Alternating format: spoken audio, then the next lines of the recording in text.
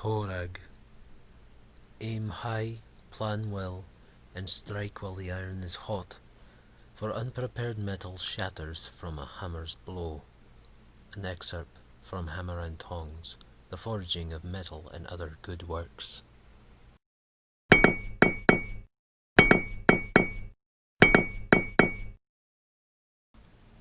Torag, father of creation, god of the forge, protection, and strategy. Alignment, lawful good. Domains, artifice, good, earth, law, protection. Favoured weapon is the warhammer. Centres of worship, Druma, 5 Kings Mountains, lands of the Lindworm Kings, and the Mana Wastes. Nationality is considered dwarf. Torag is an ancient god, and his dwarven followers credit him with the creation of the world at his great forge, striking his new work again and again with his hammer to get the shape he desired. As the rocks tumbled and the sparks flew, the dwarves were born, beings made of stone and with bellies full of fire. Even with setbacks over the millennia, under his stern eye the dwarves found prosperity.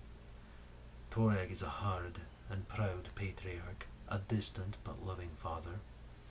Though every who falls in battle pains his heart, he keeps an eye on the future and the countless dwarven lives extending forward into eternity, like links golden in a mighty coat of mail. He is often thought of as a purely dwarven god, yet continues to gain traction among humans. Torag loves the dwarven race, and has come to love his non-dwarven worshippers, but withholds most direct aid and affection from both, for he sees life as a hard journey, and if he sheltered his children from all hardship, they would not know the value of their own hard work or the satisfaction of their achievements. He created the dwarves to be tough, stubborn, wise, and creative, traits they would need to persevere and overcome all obstacles, and expects all his worshippers of all races and walks of life to seek to embody these traits. He opposes those who act without thinking, rebel, or place their community at risk. As god of the forge, the father of creation concerns himself with the art of creating and shaping metal. He believes that shoddy workmanship insults not only the crafter and the wielder of a weapon or tool, but the item itself, and pushes his followers to continually refine and improve their craft. A devout worshipper makes weapons that don't fail in battle, and tools that don't wear quickly under heavy use. Torag opposes the destruction of well-crafted things and frowns on burying armour and weapons with the dead, as those items can be used to protect a vulnerable community or bring needed coin to an impoverished one. Torag is a shrewd planner, a great advocate of contingencies, and he holds forethought as one of the principal gifts of living well. However, he knows there are times when a dwarf needs to abandon a failing strategy and think on her feet, so Torag respects officers, soldiers, and wardens who demonstrate this quality. He prefers organized defenses to tactical assaults, and tactical assaults over reckless charges. He does not believe there is glory in martyrdom, but honors those who sacrifice their own lives to save others. He is a stout fighter, rarely given to rage, but when his anger awakens, the earth shakes and cities fall. When Torag appears to his worshippers, he is an older but hearty dwarf, clad in heavy plate armour, with eyes glowing like molten gold. His hair and beard may be any common dwarven colour, often with streaks of grey, and his hands are worn and scarred from centuries of hard work. He exudes a palpable aura of power, wisdom, and safety. In art, he is always depicted in intricate armour, and typically shown busy at his forge, hammering out a weapon or shield. Some images depict him as a mighty guardian, shielding dwarven children with his body as he clears away orcs and trolls with his mighty sweeps of his warhammer Kaglimros. Torag shows his approval through reflections of his face on polished metal, preparations happening smoothly and ahead of schedule, excellence at the forge, and the discovery of mushrooms or stone fragments that match the shape of his hammer. He sometimes sends messages as cryptic riddles that appear in stone surfaces for a short period of time. When angered, forges grow cold, shields crack, and even the simplest plan carries a feeling of impending doom. Earthquakes, whether localized or expansive, are the ultimate indication of his displeasure, yet those who survive a deadly quake are considered blessed. His holy symbol is his warhammer. He is often called the Father of Creation, the Father of Dwarven kind, and the Forge Father.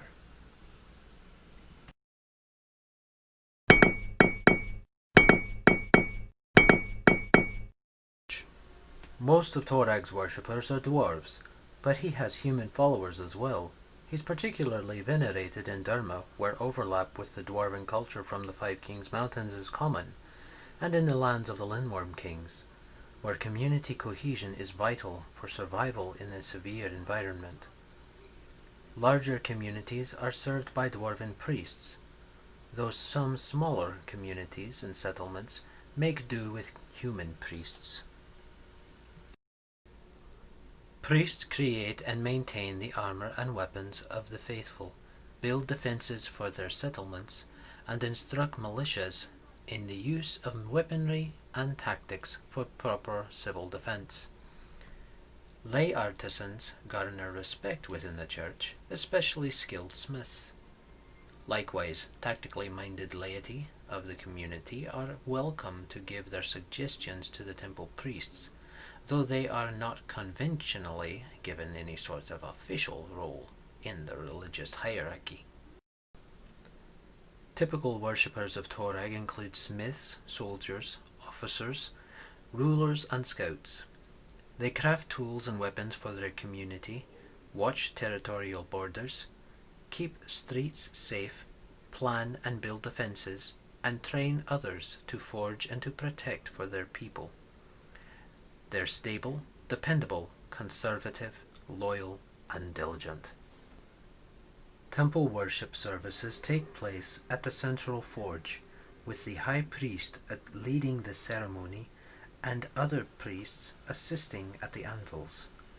Services consist of long chants punctuated by the din of hammers and bellows to keep time.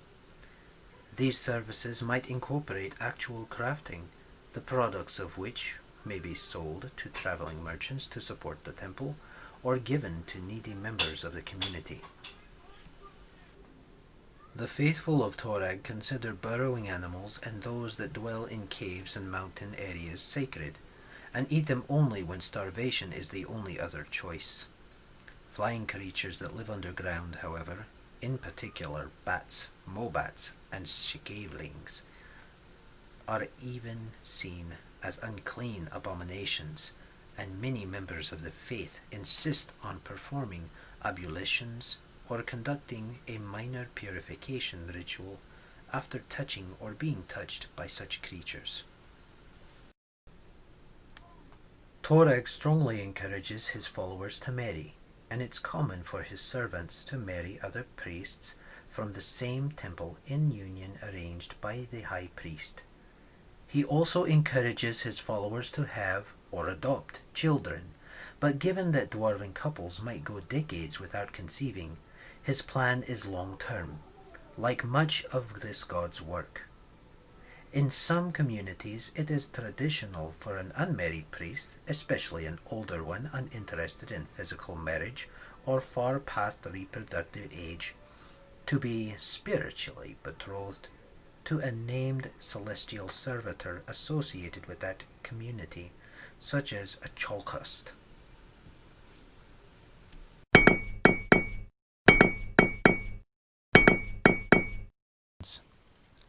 Every act of smelting and smithing is considered a prayer to Torag, and even the smallest temple includes at least one anvil. Most temples are circular, built around a large central forge, fully functional and with satellite anvils throughout. The devout use all these workplaces at various times of the day, and the noise of early morning prayer work makes it almost impossible to sleep in a temple, though some churches have a remote chamber, such as an infirmary, for when quiet is needed. Many settlements build their temples into the outer defense wall to keep the noise away from the residences and to allow the priests to monitor the city's defenses. Priests enlarge temples to meet the needs of their communities, and older settlements usually have grand cathedrals built in and around or over the original temples. Many contain mausoleums, though most dwarves prefer to be buried in their family tombs. Every temple is stocked with arms and foodstuffs, so it can be used as a fortress and rally point if the community does come under attack. A typical shrine, whether public or in a home, is an alcove with an anvil-shaped altar. In dwarven communities, temples and shrines include a shelf to hold statuettes of Torag and the other dwarven deities, so the priests can invoke prayers to them. Miners and explorers may place a statue of Torag, or sometimes a stone bearing his hammer and symbol, in an alcove or niche so the god may watch over them. It is customary to leave the statue in place for others to see, rather than to bring the statue with you when you leave, and therefore devoted explorers carry several statues with them or quickly carve one when it is needed. The most sacred places are those that have been retaken from orcs and their enemies, and shrines may be built there to commemorate their return to dwarven control.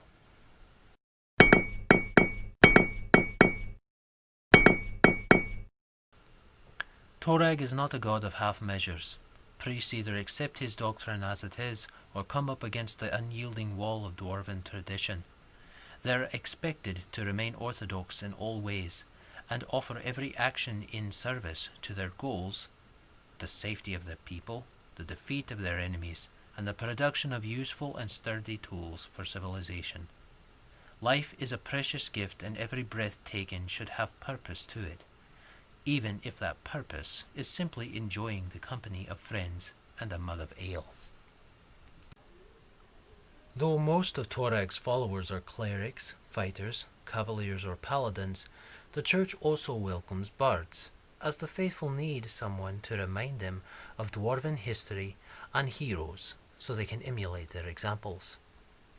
There are a few unarmed monasteries dedicated to Torag, though monks are rare among the clergy. Most dwarves believe the Father of Creation favors the hammer and the axe over the naked fist.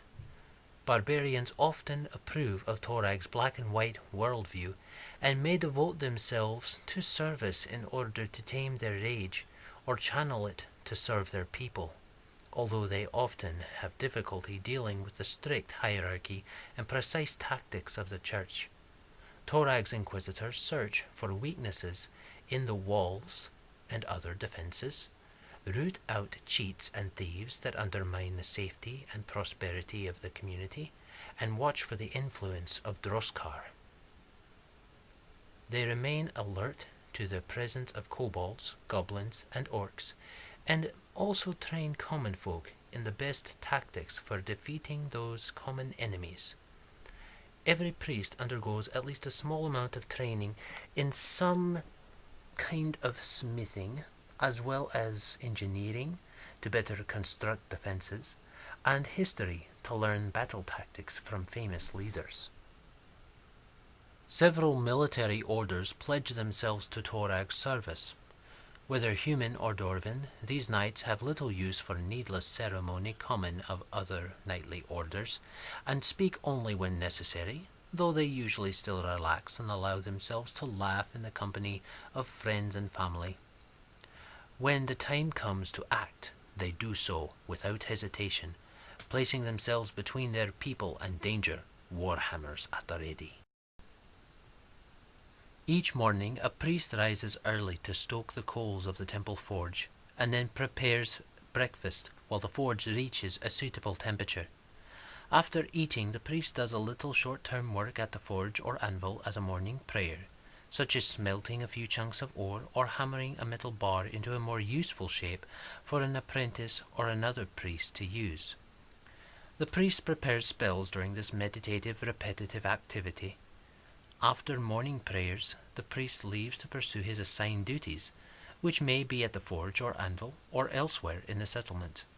Acolytes assist smiths when equipment runs short, aid in drilling new soldiers in military maneuvers and weapon training, and carry orders from generals to military outposts, often relying on the spell sanctuary to keep them safe.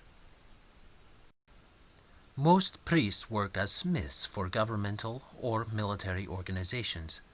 They understand the practical needs of crafting as a necessary trade rather than a form of artistic expression, and as a weapon or piece of armor with Torag's symbol on the smith mark might not be ornate or even overly pretty, but it is surely tested for quality and durability.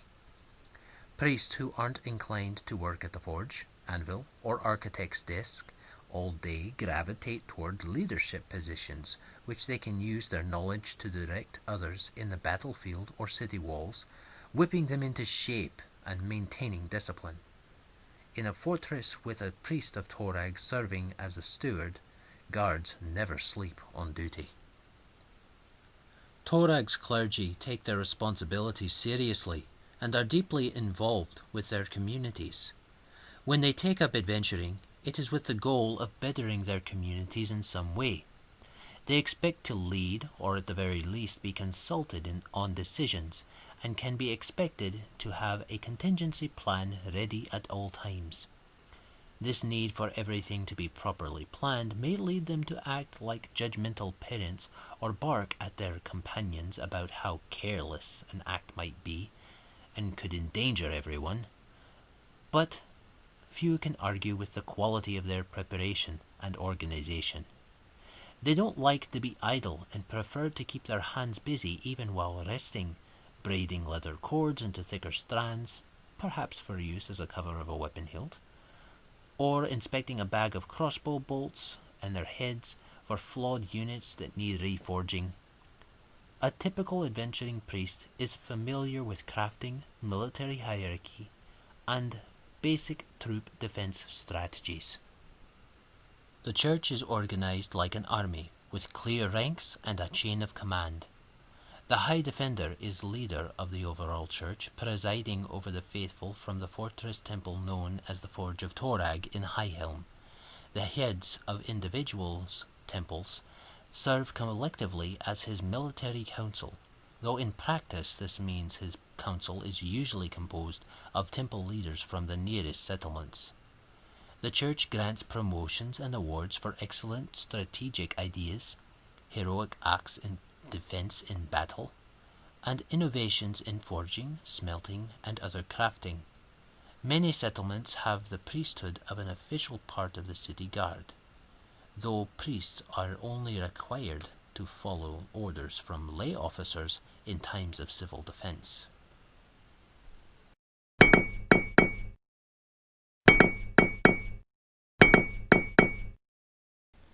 Torag's Paladin Code. Paladins of Torag are dedicated to protecting not just the lives, but the way of life of those under their charge, and hold the ways of their chosen people as holy, especially when they are the centuries-old works and traditions of an entire race. Their tenets include the following affirmations. 1. My word is my bond. When I give my word formally, I defend my oath to my death. Traps lie in idle banter or thoughtless talk, and so I watch my tongue. 2. I am at all times truthful, honourable, and forthright, but my allegiance is only to my people. I will do what is necessary to serve them, including misleading others if need be. 3. I respect the forge and never sully it with half-hearted work. My creations reflect the depth of my faith, and I will not allow flaws save in direst need.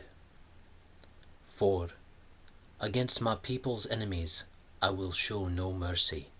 I will not allow their surrender except when strategy warrants.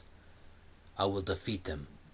Yet, even in the direst struggle, I will act in a way that brings honor to Torag.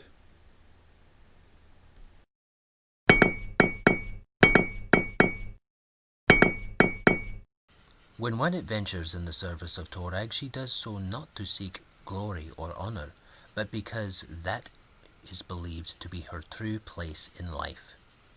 Her god is a warrior god as well as a creator, and he respects those who develop strength and power from within. Followers of Torag might go on quests for their home temples, seek rare metals for their forges, or hope to learn at the feet of a master general. But every journey they undertake is ultimately with the end goal of bettering their communities. This might mean questing for sites or masterpieces spoken of in the legends of their people but lost to the modern world, or seeking out the new tools and materials necessary to bring some new unmatched masterpiece into being. They also eagerly seek to lend aid to peoples and lands under siege from one hardship or another, whether that be invaders, disease, famine, or another strife. While they don't balk at entering battle, especially to recover something that was unrightfully taken, they view themselves as guardians and defenders first, and a force for attacking second. Torag's followers expect to lead their parties, or at least to advise the leaders.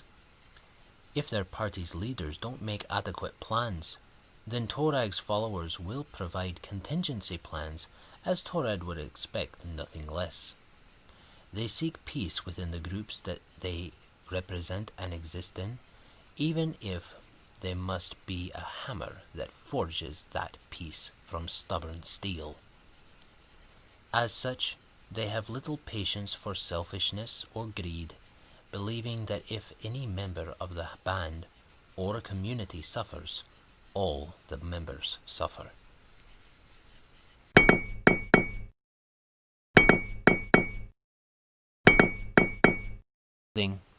Most dwarves follow Torag, but the particularly devoted wear rings on their fingers, in their beards, or in their ears, and every ring tells a story.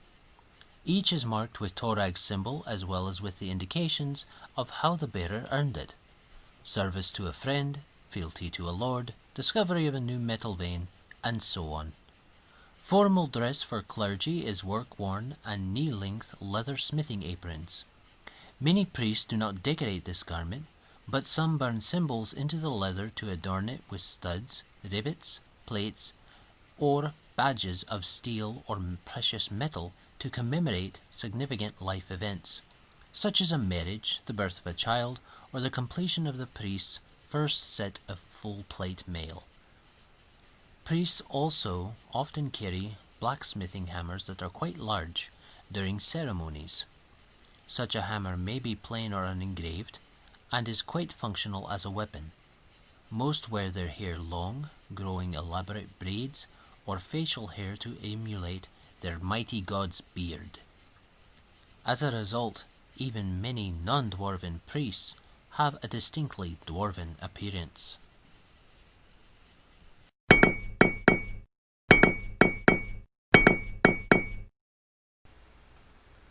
The official holy book of the church is Hammer and Tongs, the forging of metal and other good works.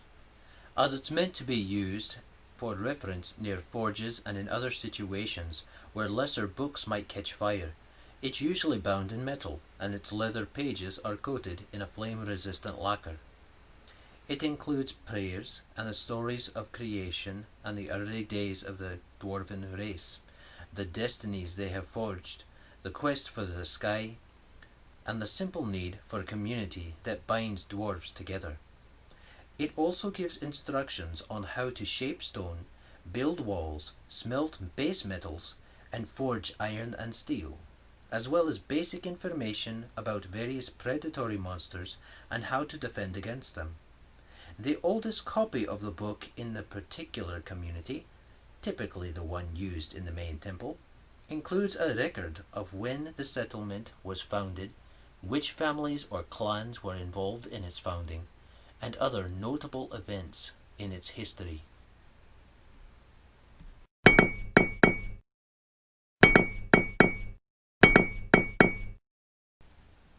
Dwarves call the 9th month of the year Torosh instead of Rova, believing it foolish to name a month after an evil imprisoned god of destruction. The church celebrates anniversaries of successful battles, including the breaking of sieges. Sky Lost.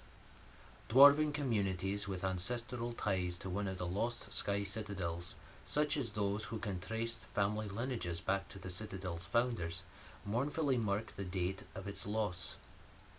However, each of these daughter communities might have its own specific date for that event, depending on how much information is still known and what those who recorded it considered the most significant date, such as when the last walls were breached, when the order to evacuate was given, or when the community's founders fled that citadel to establish a new home. Therefore, 2 towns founded by exiles from Kol Dakar, now Ugar in the hand of Belkesd, might honor Skylost on different days because their patron clans evacuated the city on different days. On Skylost, dwarves reflect on the lives and accomplishments of slain ancestors. Non-dwarven temples, and those founded by clans from surviving citadels, usually do not observe this holiday.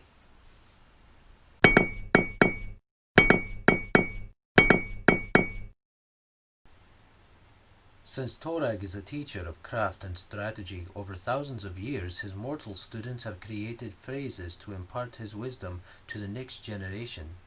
Among these instructive and practical phrases, the following are most common.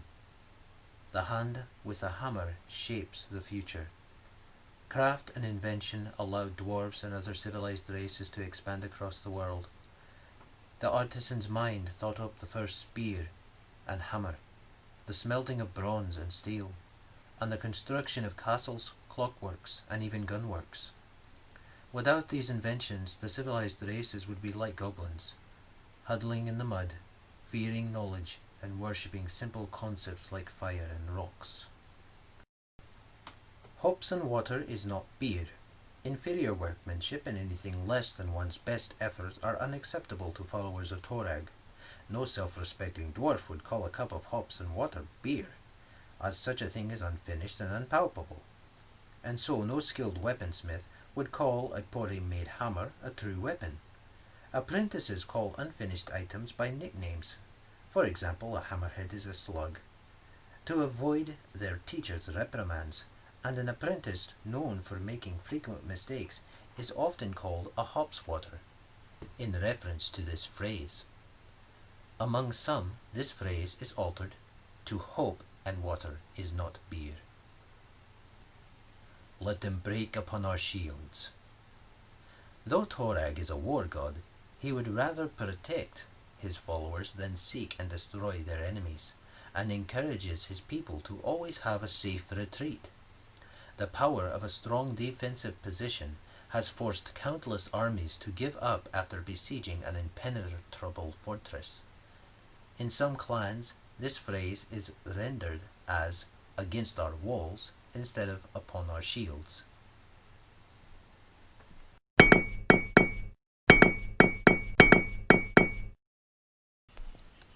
Torag has battled destructive deities and their minions since the dawn of the world.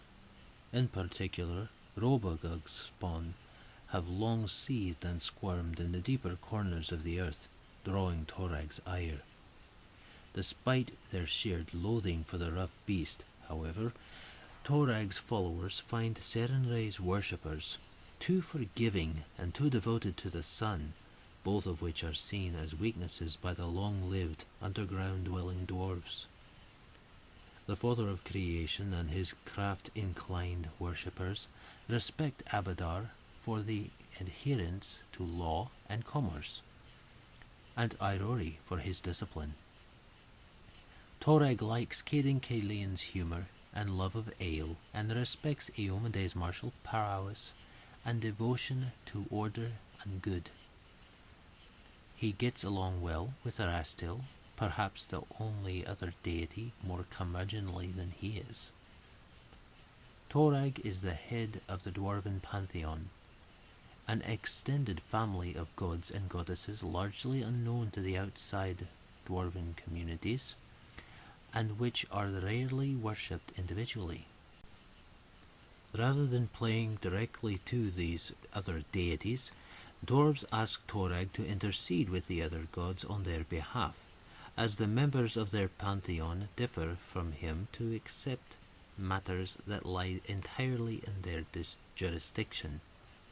Of the dwarven gods, only bitter Droskar, Torag's former student turned Duragar, god of toil and slavery, holds no allegiance to the Father of Creation. The two deities are engaged in a slow-burning cold war. Torag's focus on dwarves allows his faith to be more insular than most, and his followers largely keep to themselves enough that they need neither know nor care about any other faiths. When they do come into contact with other religions, they see the followers of the other faiths as flighty, frivolous, and prone to waste too much of their time on nonsensical works. They are most likely to appreciate the attitudes of Erastil's worshippers, who value community and family, and they salute the discipline of Eomede's followers. Like their god, they find the faithful of Caden Caelian relaxing. There's something about their gentility that loosens the stiff followers of Torag up a bit. Of course, the Cadenites can take it too far, and affection for them can quickly turn to parentalistic and dismissive behavior. Followers of the Father of Creation like to keep busy, and though they'd never admit it, those that do regularly interact with the other faiths often find themselves glad of the opportunity to be useful as they improve allies' tools and capabilities.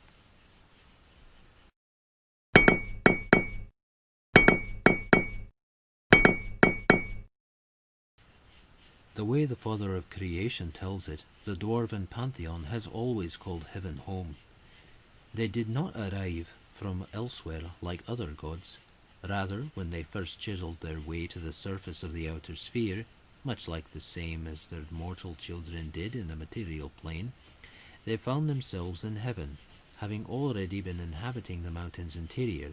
Operating much like a mortal Dwarven family, the various Dwarven gods instruct their practitioners in mining and craftsmanship, providing a truly massive amount of raw materials and finished works to the archons and angels on the surface.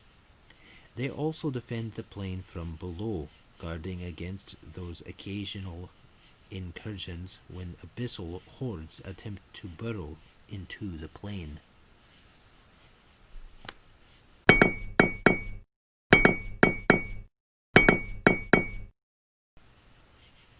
The Father of Creation's divine servants are skilled metalworkers and powerful creatures with no time for nonsense.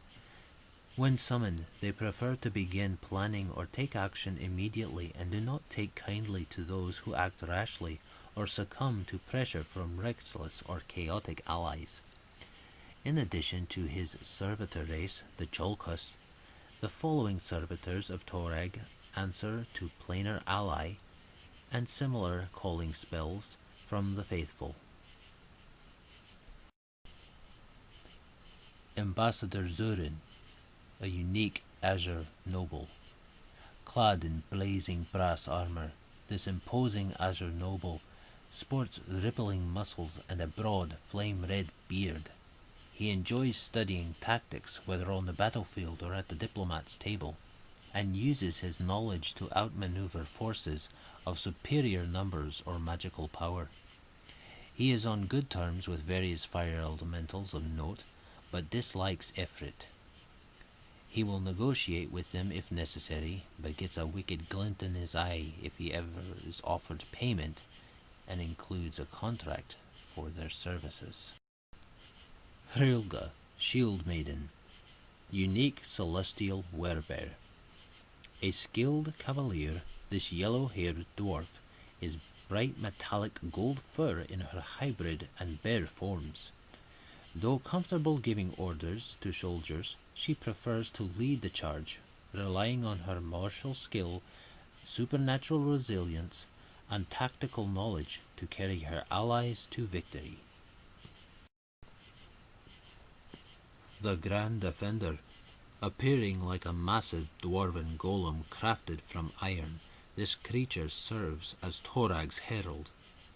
The construct is animated by the spirits of a dozen of the great dwarven heroes who consider it an honor to serve their creator in defense of the mortal world.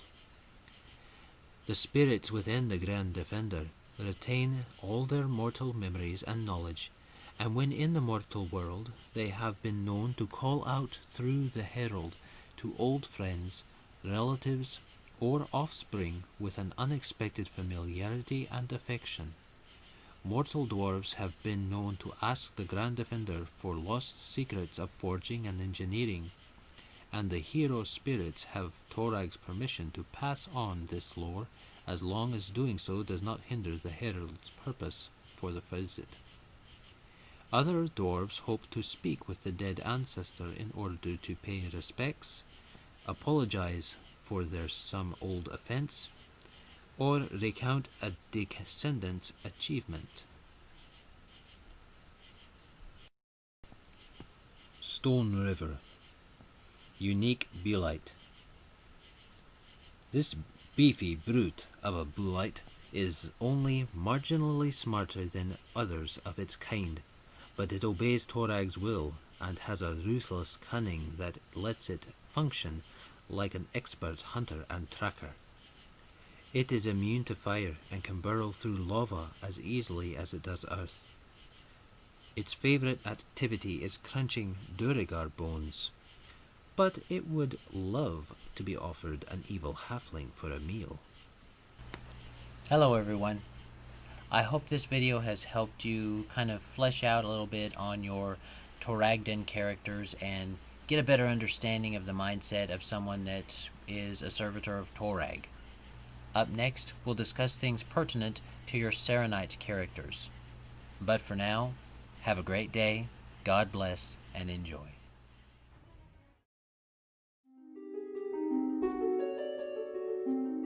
This content was made possible by travelers and viewers like you. Thank you.